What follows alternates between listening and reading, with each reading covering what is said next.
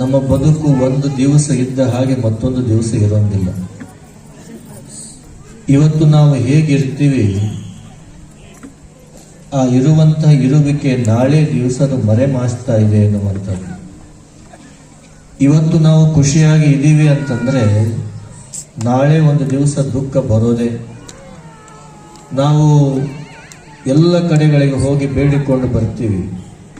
ನಮ್ಮ ಜೀವನದೊಳಗೆ ಈ ಕಷ್ಟ ಪರಿಹಾರ ಆಗಿಬಿಡ್ತು ಅಂತಂದ್ರೆ ನಾವು ಬಹಳಷ್ಟು ಶುದ್ಧ ಆಗ್ತೀವಿ ಅಂತ ನಾವು ಬೇಡ್ಕೊಂಡು ಬರ್ತಿರ್ತೀವಿ. ಇದೊಂದು ಕಷ್ಟ ಐತಪ್ಪ, ಈ ಕಷ್ಟ ಪರಿಹಾರ ಮಾಡಿಬಿಡು, ನಾವು ಬಹಳ ಖುಷಿಯಾಗಿರ್ತೀವಿ ಅಂತ ತಿಳ್ಕೊಂಡು ಎಲ್ಲ ದೇವರ ಹತ್ತಿರ ಹೋಗಿ ನಾವು ಬೇಡ್ಕೊಂಡು ಬರ್ತೀವಿ. ಇನ್ನೇನು ಆ ಕಷ್ಟ ಪರಿಹಾರ ಆಗಿಬಿಡ್ತದೆ, ಮತ್ತೊಂದು ಕಷ್ಟ ಮನೆ ಬಾಗಿಲ ಮುಂದೆ ಬಂದು ನಿಂತ್ಕೊಂಡು ಬಿಡ್ತದೆ. ಅವಾಗ ನಾವು ಅನ್ಕೊಂತೀವಿ ಈ ಜೀವನದೊಳಗೆ ಕಷ್ಟಗಳೇ ಬಗೆಹರಿಯೋಂಗಿಲ್ಲಲ್ಲ ಅಂತ ತಿಳ್ಕೊಂಡು. ನಾವು ಅರ್ಥ ಮಾಡ್ಕೋಬೇಕು, ಈ ಭೂಮಿಗೆ ನಾವೆಲ್ಲ ಹುಟ್ಟಿ ಬಂದಿದ್ದೇವೆ ಅಂತಂದ ಮೇಲೆ ಈ ಭೂಮಿಗೆ ಬರೋ ಸಂದರ್ಭದೊಳಗೆ ಎಷ್ಟು ಕಷ್ಟ ಅನುಭವಿಸ್ಕೊಂಡು ಬಂದೀವಲ್ಲ, ಈ ಭೂಮಿಯಲ್ಲಿ ಬದುಕಿ ಹೋಗೋ ತನಕನೂ ಸಹಿತ ಕಷ್ಟಗಳು ನಮಗೆ ಬರೋವೆ. ಆ ಬರುವಂತಹ ಕಷ್ಟಗಳನ್ನ ಯಾರು ಜಾಣತನದಿಂದ ಎದುರಿಸ್ತಾರೋ ಅಂಥವರಿಗೆ ಮಾತ್ರ ಬದುಕಿನ ಸ್ವಾಸ್ಥ್ಯ ಸಿಗ್ತಾ ಇದೆ ಎನ್ನುವಂಥ ಮಾತನ್ನ ಇಲ್ಲಿ ಹೇಳಬೇಕಾಗ್ತಾ ಇದೆ ಎನ್ನುವಂಥದ್ದು. ಜೀವನ ಎನ್ನುವಂಥದ್ದು ಸದಾವ ಕಾಲ ಇದು ಬಹಳಷ್ಟು ವಿಶೇಷವಾಗಿರುವಂಥ ವ್ಯವಸ್ಥೆಯಾಗಿದೆ. ಈ ಜೀವನವನ್ನು ನಾವು ಬೆಳಗಿಸಬೇಕಾಗ್ತಾ ಇದೆ ವಿನಃ ಅಳಿಸಬಾರದು ಎನ್ನುವಂಥದ್ದು.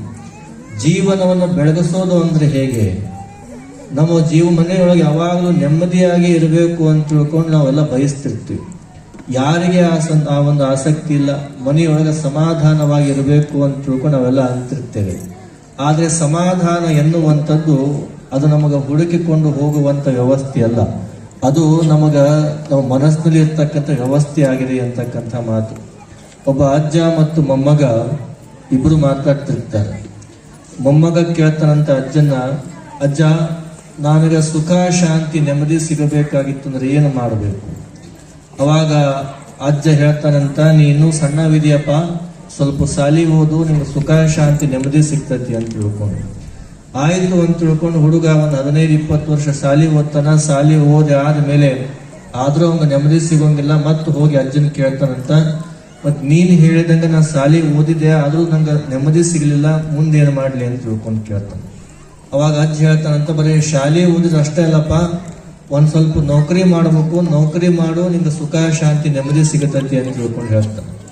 ಅವಾಗ ಆಯ್ತು ಅಂತ ತಿಳ್ಕೊಂಡು ಹುಡುಗ ಅಲ್ಲಿ ಹುಡುಕಾಡಿ ಒಂದು ನೌಕರಿ ತಗೊಂತಾನೆ. ನೌಕರಿ ತಗೊಂಡು 2-3 ವರ್ಷ ನೌಕರಿ ಮಾಡ್ತಾನೆ.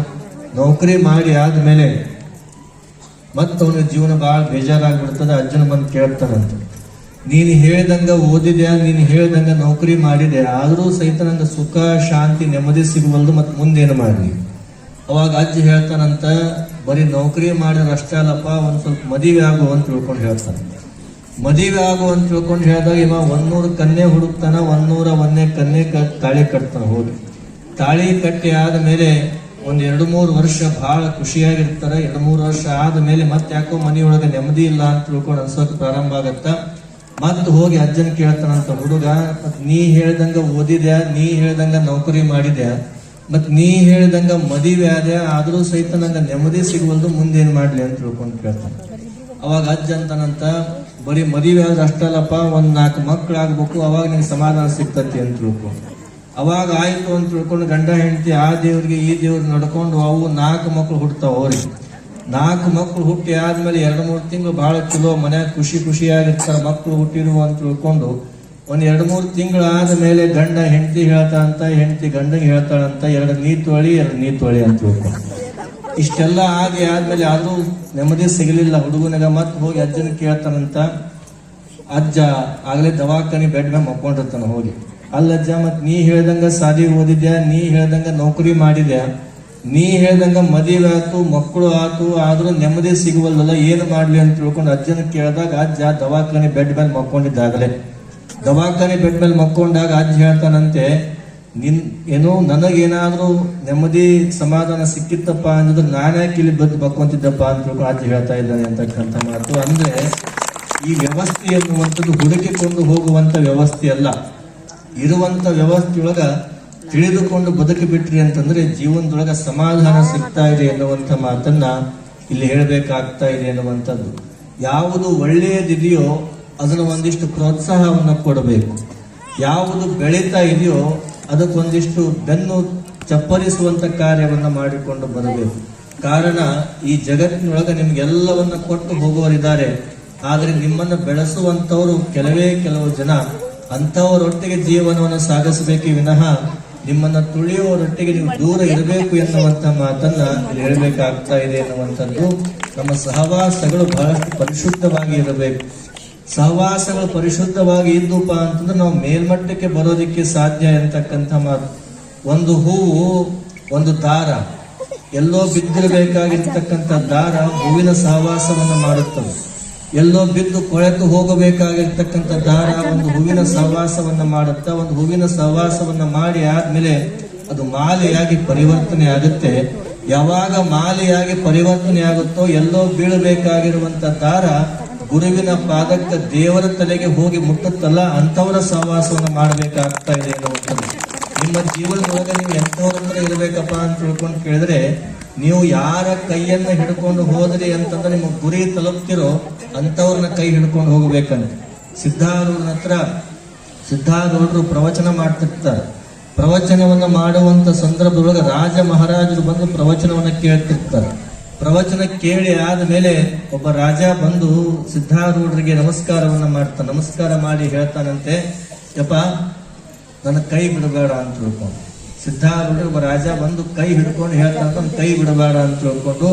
ಅವಾಗ ಸಿದ್ಧಾರೂಢರು ಹೇಳ್ತಾರಂತೆ, ನೀನು ನನ್ನ ಕೈ ಏನ್ ಹಿಡ್ಕೊಂಡಿಯಲ್ಲ, ನೀ ನನ್ನ ಕೈ ಬಿಡಬೇಡ, ನನಗ್ ನಿನ್ನ ಕೈ ಅವಶ್ಯಕತೆ ಇಲ್ಲ, ನಿನಗ್ ನನ್ನ ಕೈ ಅವಶ್ಯಕತೆ ಐತಿ. ಅದಕ್ಕೆ ಗುರುವಿನ ಕೈಯನ್ನ ಯಾರು ಹಿಡ್ಕೊಂತಿರಲ್ಲ ಅದು ನಿಮ್ಗೆ ಶಾಶ್ವತವಾಗಿರುವಂತ ಸುಖವನ್ನ ಕೊಡ್ತಾ ಇದೆ ಅಂತಕ್ಕಂಥ ಮಾತು. ಒಂದು ಕ್ಷಣ ಗುರುವಾದಂತವನು ಯಾರನ್ನು ಹಿಡ್ಕೊಳ್ಳಂಗಿಲ್ಲ ಆತ. ಗುರುವನ್ನ ಯಾರು ಹಿಡ್ಕೋಬೇಕಪ್ಪ ಅಂದ್ರೆ ನಾವು ಭಕ್ತರಾದಂತವ್ರು ಗುರುವನ್ನ ಹಿಡ್ಕೋಬೇಕಾಗ್ತಾ ಇದೆ ಅನ್ನುವಂಥದ್ದು. ಗುರುಶಾಂತೇಶನಿಗೆ ನಮ್ಮ ಅವಶ್ಯಕತೆ ಇಲ್ಲ, ಗುರುಶಾಂತೇಶನಿಗೆ ನಮ್ಮ ಅವಶ್ಯಕತೆ ಇಲ್ಲ.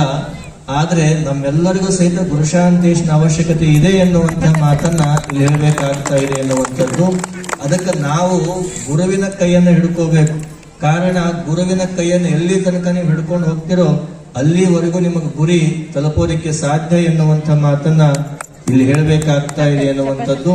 ಆ ಒಂದು ಹಿನ್ನೆಲೆಯೊಳಗ ವಿಶೇಷವಾಗಿ ಮಹಿಳಾ ಚಿಂತನ ಮಂಥನ ಗೋಷ್ಠಿ ಕಾರ್ಯಕ್ರಮ ಇತ್ತು. ರುಚಿ ಬಿಂದಾಲ್ದವರು ಬರಬೇಕಾಗಿತ್ತು, ಕಾರಣಾಂತರದಿಂದ ಅವರು ಸೋಮವಾರ ಬರ್ತೀವಿ ಅಂತ ತಿಳ್ಕೊಂಡು ತಿಳಿಸೋ ಪ್ರಕಾರವಾಗಿ ಈ ಜಗತ್ತಿನೊಳಗ ಯಾವ್ದಾದ್ರೂ ಒಬ್ಬ ಶಕ್ತಿಗೆ, ಒಬ್ಬ ವ್ಯಕ್ತಿಗೆ ಪೂಜ್ಯನೀಯ ಸ್ಥಾನವನ್ನು ಕೊಟ್ಟಿದ್ದಾರೆ ಅಂತಂದ್ರೆ ಅದು ಹೆಣ್ಣು ಮಕ್ಕಳಿಗೆ ಅನ್ನುವಂಥ ಮಾತನ್ನ ಇಲ್ಲಿ ಹೇಳಬೇಕಾಗ್ತಾ ಇದೆ ಎನ್ನುವಂಥದ್ದು. ಕಾರಣ ತಾಯಿಯಾದಂಥವಳು, ಮಹಿಳೆಯಾದಂಥವಳು ಇಡೀ ಜಗತ್ತನ್ನ ಬದಲಾವಣೆ ಮಾಡಬಲ್ಲಳು ಅಂತ ತಿಳ್ಕೊಂಡು. ಸಾಲು ಮರದ ತಿಮ್ಮಕ್ಕನಿಗೆ ಮಕ್ಕಳಾಗಿರ್ಲಿಲ್ಲ, ಸಾಲು ಮರದ ತಿಮ್ಮಕ್ಕ ಮಕ್ಕಳಾಗಿಲ್ಲ ಅಂತ ತಿಳ್ಕೊಂಡು ಆಕೆ ಏನ್ ಮಾಡಿದ್ಲು ಅಂತಂದ್ರೆ ಎಲ್ಲಾರು ಹೋದಂಗ ಗುಡಿಗೆ ಹೋಗಿ ಹರಕೆ ಹೊತ್ಕೊಳ್ಳ ಮಕ್ಕಳು ಬೇಕು ಅಂತ ತಿಳ್ಕೊಂಡು.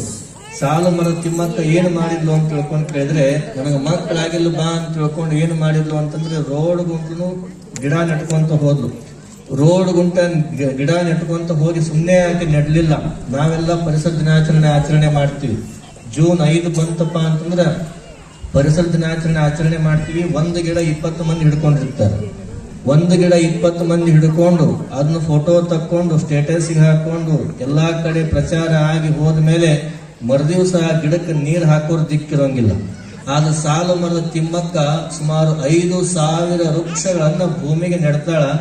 ನೆಟ್ಟು ಸುಮ್ಮನೆ ಬಿಡೋಂಗಿಲ್ಲ. 3 ಹೊತ್ತು ಮಕ್ಕಳಿಗೆ ನೀವು ಹೆಂಗ ಊಟ ಮಾಡಿಸ್ತಿರಲ್ಲ ಅದೇ ಪ್ರಕಾರವಾಗಿ 3 ಹೊತ್ತು ಸಹಿತ ಗಿಡಗಳಿಗೆ, ಸಸಿಗಳಿಗೆ ನೀರನ್ನ ಉಣಿಸಿ 5,000 ಗಿಡಗಳನ್ನ ಬೆಳೆಸಿದ್ಲು. ಅದಕ್ಕೆ ಸಾಲು ಮರದ ತಿಮ್ಮಕ್ಕನಿಗೆ ವೃಕ್ಷ ಮಾತೆ ಅಂತ ತಿಳ್ಕೊಂಡು ಕರ್ಕೊಂಡು ಬಂದ್ರೆ ಅಂತಕ್ಕಂಥ ಇತಿಹಾಸ. ಈ ಬದಲಾವಣೆ ನಮಗಾಗಬೇಕಾಗ್ತಾ ಇದಾವೆ ಅನ್ನುವಂಥದ್ದು. ಎಲ್ಲಿಯವರೆಗೆ ನಾವು ಪ್ರಪಂಚವನ್ನು ನೋಡೋಂಗಿಲ್ವೋ ಅಲ್ಲಿವರೆಗೆ ನಮ್ಮ ಪ್ರಪಂಚದ ವ್ಯವಸ್ಥೆ ಗೊತ್ತಾಗೋಂಗಿಲ್ಲ ಎಂತಕ್ಕಂಥ ಮಾತು. ಪ್ರಪಂಚ ಸ್ವಲ್ಪ ನೋಡಬೇಕಾಗ್ತಾ ಇದೆ ಅಂತಕ್ಕಂಥ ಮಾತು.